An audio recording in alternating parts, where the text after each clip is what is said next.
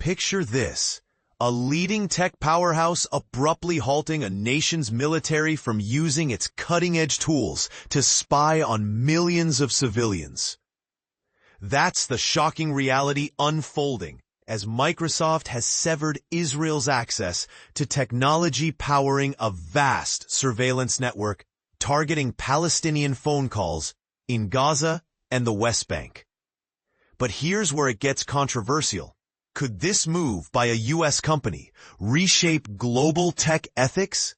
Or is it just another layer in an already heated geopolitical standoff? Let's dive in and unpack the details, step by step, so even newcomers to these topics can follow along easily. In a bombshell revelation from The Guardian, Microsoft recently informed Israeli officials that it was cutting off the military's elite intelligence unit, known as Unit 8200, from key services. This unit, often compared to the U.S. National Security Agency NSA for its advanced spying capabilities, had been leveraging Microsoft's Azure cloud platform to store and analyze a massive trove of intercepted Palestinian communications. Sources close to the matter revealed that the company acted late last week, citing violations of its terms of service due to the storage of this enormous dataset. This decisive action stems directly from a groundbreaking investigation published by The Guardian just last month. In collaboration with the Israeli-Palestinian outlet Plus 972 magazine and the Hebrew-language publication Local Call, the report exposed how Azure was central to a sweeping mass surveillance program. For those unfamiliar, mass surveillance means collecting data on a large scale without specific targets. Think of it as casting a wide net to monitor entire populations, which raises serious privacy concerns. The investigation detailed a partnership between Microsoft and Unit 8200, initiated after a 2021 meeting between Microsoft's CEO, Satya Nadella, and the unit's former commander, Yossi Sariel. Together, they devised a plan to shift vast amounts of sensitive intelligence data into Azure's secure cloud environment. Following the exposé, Microsoft swiftly commissioned an independent review to scrutinize its ties with Unit 8200. The preliminary results of this inquiry prompted the company to revoke the unit's access to certain cloud storage and AI services. And this is the part most people miss. Azure isn't just any storage system. It's a powerhouse with virtually unlimited capacity for data and computing power. Unit 8200 exploited this to create a system that indiscriminately captured, replayed, and dissected cellular calls from an entire population. The scale was staggering, with an internal slogan capturing the ambition: 1 million calls an hour. Sources from within Unit 8200 described the repository as holding up to 8,000 terabytes of data, equivalent to storing thousands of high-definition movies or millions of photos. This data was initially housed in a Microsoft data center in the Netherlands. But here's where it gets intriguing. Just days after The Guardian's report, Unit 8200 reportedly relocated the surveillance data out of the EU, transferring it to Amazon Web Services, AWS, in early August.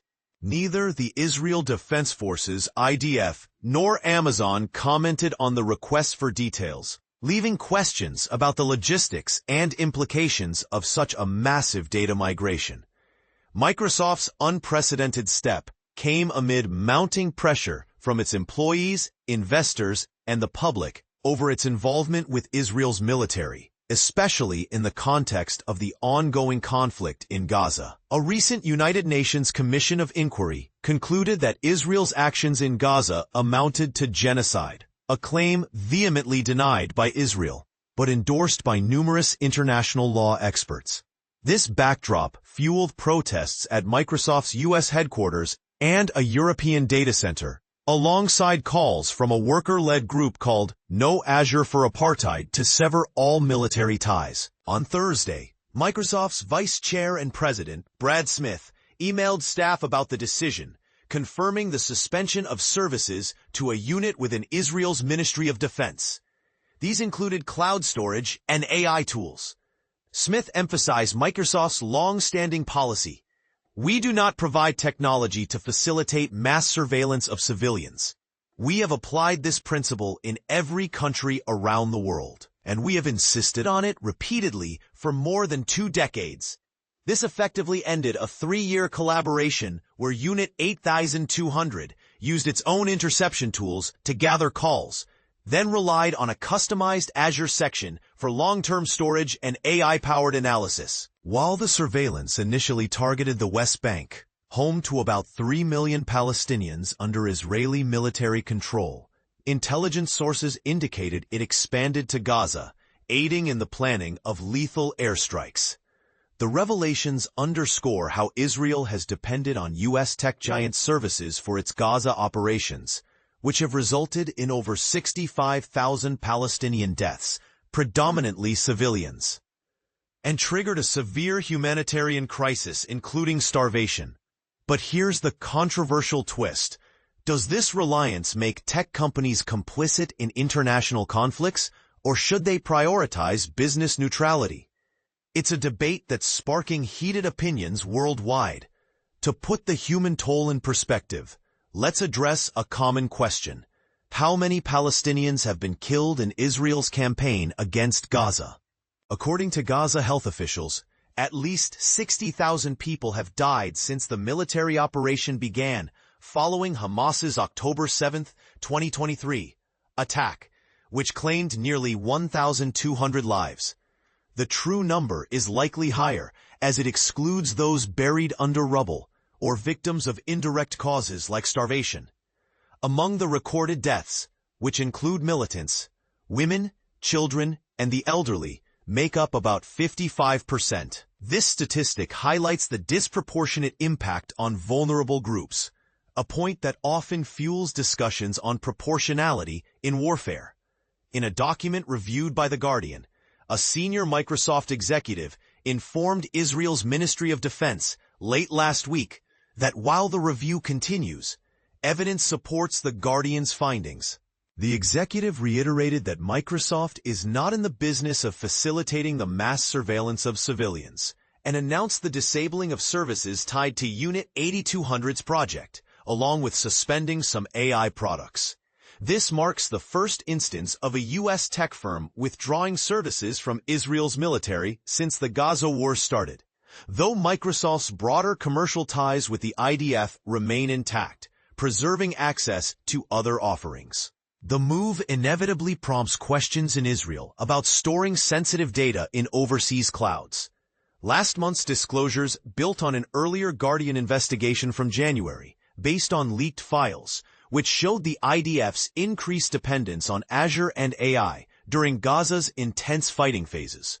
After that report, Microsoft conducted its first review, initially finding no violations. However, the August revelations about using the cloud for targeting in Gaza prompted a second, more focused inquiry by lawyers at Covington Burling. Smith noted in his staff email that the review didn't access customer data, but relied on internal documents, emails, and messages. He expressed gratitude to The Guardian for uncovering details inaccessible due to privacy commitments, adding that the investigation is still underway. The disclosures also raised alarms within Microsoft, with concerns that some Israel-based employees might not have been fully forthcoming during the initial review about Unit 8200's Azure usage. Executives, including Nadella, claimed ignorance of the plans to store intercepted call content. This opacity adds another layer to the controversy. Should tech companies demand greater transparency from clients, especially in conflict zones? If you're intrigued by this story and have insights, tips, or related experiences, we'd love to hear from you. Contact Harry Davies and Yuval Abraham securely through the Guardian app's secure messaging tool. Select UK Investigations Team. Signal Messenger, find by username hfd.32. Email harry.davies@theguardian.com. Or SecureDrop if you can use Tor safely. For more on secure communication, check our guide at theguardian.com/tips. In wrapping up, Microsoft's bold stand against mass surveillance raises profound questions. Is this a victory for ethical tech practices, Or does it unfairly penalize one side in a complex conflict? Do you agree that companies like Microsoft should draw lines on how their tools are used, even if it means cutting ties with governments? Or do you see this as overreach that could set dangerous precedents? Share your thoughts in the comments. Let's discuss.